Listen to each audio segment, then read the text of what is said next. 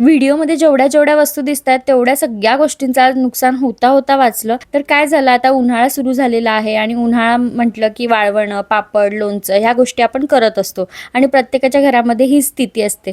आमच्याही घरामध्ये आज असं काहीसं झालं की सकाळपासूनच थोडं ढगाळ वातावरण होतं. मी मम्मीला हे सुद्धा बोलले होते की वाळवणं आज टाकायला नको आपण. आज थोडंसं ढगाळ वातावरण झालं होतं, थोडं ऊन पडलं तर लगेच मम्मीनी वरती नेऊन सगळी वाळवणं टाकली.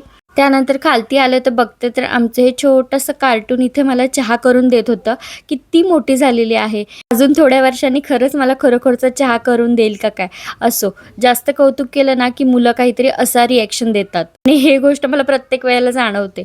बघा, मी होतं तेच झालं. लगेच थोड्या वेळाने पाऊस सुरू झाला. आम्हाला पटापट सर्व गोष्टी खालती आणून ठेवायला लागल्या. एवढ्या सगळ्या गोष्टींचं नुकसान झालं असतं. आता संध्याकाळची वेळ होती. मी आणि श्रीदा मस्तपैकी छानपैकी तयार झालो. जाताना तर मी भरपूर खुश होते. पुढे कारण तुम्हाला कळेलच, पण मध्येच श्रीदानी माझा मूड हाफ केला. तर तिला पाहिजे होतं पाणी आणि मी घाईघाईमध्ये पाणी घ्यायला विसरले. आता त्यामध्ये तिने इतका गोंधळ घातला पाण्यासाठी. शेवटी पप्पांनी तिला पाणी आणून दिलं.